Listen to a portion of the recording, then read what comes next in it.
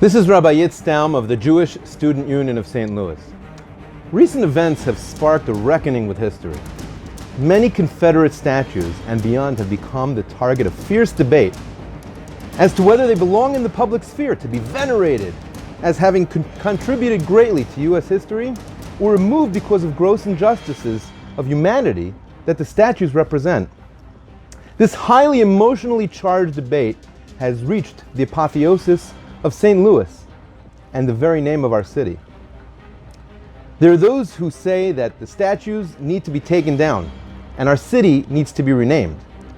And those that hold that King Louis IX, although flawed, was a saint, and we should preserve our history through leaving the statue and our city's name alone.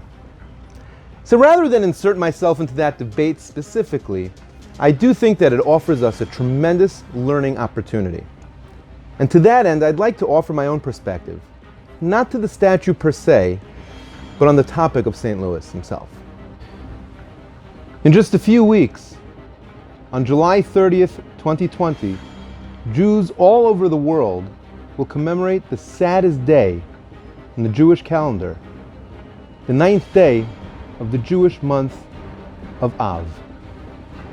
That is the date of many tragic incidents in Jewish history, primarily the destruction of both temples.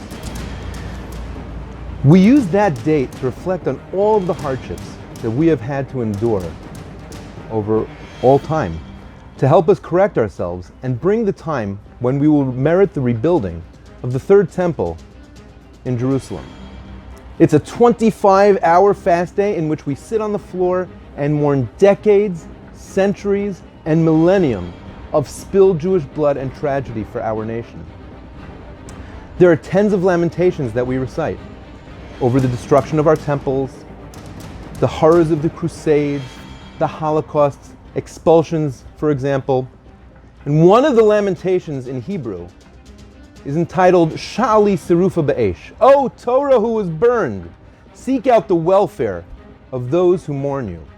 It was written by Rabbi Meir, son of Baruch of Rottenburg, and it tells the anguish of our people who experienced the public burning of 1,200 manuscripts of handwritten scrolls of Talmud that filled 24 carts. This horrific act was perpetrated by the zealous Jew-hating King Louis IX, otherwise known as St. Louis, who also enacted many harsh and discriminatory laws against his Jewish subjects. The Jewish people lost the writings of many great Torah luminaries forever on that day. The burnings also effectively ended an era of luminescent Torah scholarship that included personalities such as Rashi and the great Tosafists. As a resident of St. Louis County, this story has a special significance. Perhaps not one that people would expect. And I'd like to preface that with the following story. Rabbi Yosef Kahaneman, known as the Panovizher Rav, once came to Rome on a fundraising trip. He insisted immediately that night on being driven to the Arch of Titus, which had been erected by the Roman general Titus in commemoration of his victory over the Jews and their temple in Jerusalem. It was a miserable cold night. The rabbi approached the arch, looked up, and said in Yiddish, "Titus! Evil Titus! Take a good look at what has occurred. You dragged my hapless people out of our land 2 millennia ago and led them into an exile from which they were never to return. You went home to Rome, the most powerful nation on earth, in glory and triumph. But Titus, where are you? What has become of the glory that was Rome? What has become of the infallible empire that was supposed to last forever? The Jewish people, however, are still here and continue to flourish. Titus, mir zenen noch du, avu bist du. We are still here. Where are you?" 2 summers ago, I was inspired by that story to have a similar conversation with King Louis IX. I went with two of my children, and I took a volume of Talmud that I inherited from my grandfather. My grandfather had been imprisoned in Tashkent, Russia, for the sin of Torah study. He ran away from the Nazis with my grandmother, but they came to the US and they rebuilt. My grandfather was a brilliant Talmudic scholar and a rabbi. I held up that volume and I asked, King Louis, where are you?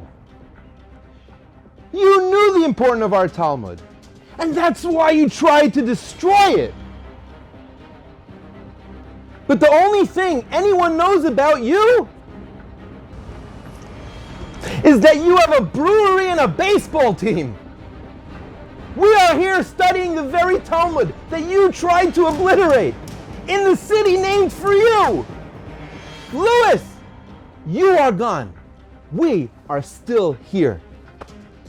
The message is so inspiring. It's true.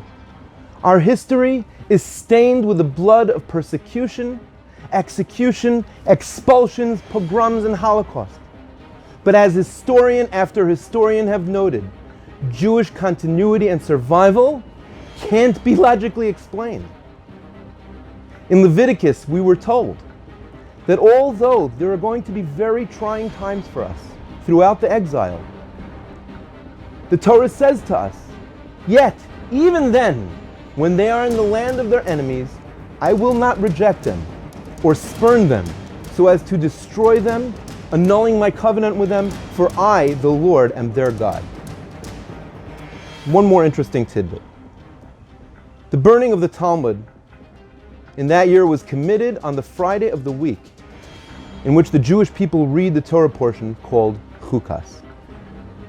Subsequently, many pious Jews throughout the generations took on the custom to fast every Friday that weekly Torah portion fell out. This coming week's Torah portion to be read in the synagogue on Saturday, July 4th, 2020, is Parshas Chukas. Coincidentally, the same week that all this has blown up in St. Louis. The prophet Isaiah in chapter 59 says, "And as for me, this is my covenant with them, said Hashem. My spirit that is upon you, and my words that I have placed in your mouth, shall not be withdrawn from your mouth, or from the mouth of your offspring, nor from the mouth of your offspring's offspring, says Hashem, from this moment and forever. Va'ani, zos brisi osam amar Hashem.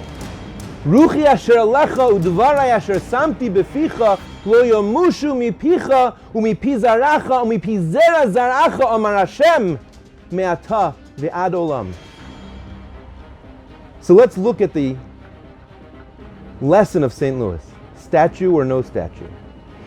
And let's be inspired by the message of Jewish continuity, Jewish survival, and that beautiful, delicious covenant that we have with our Father in heaven.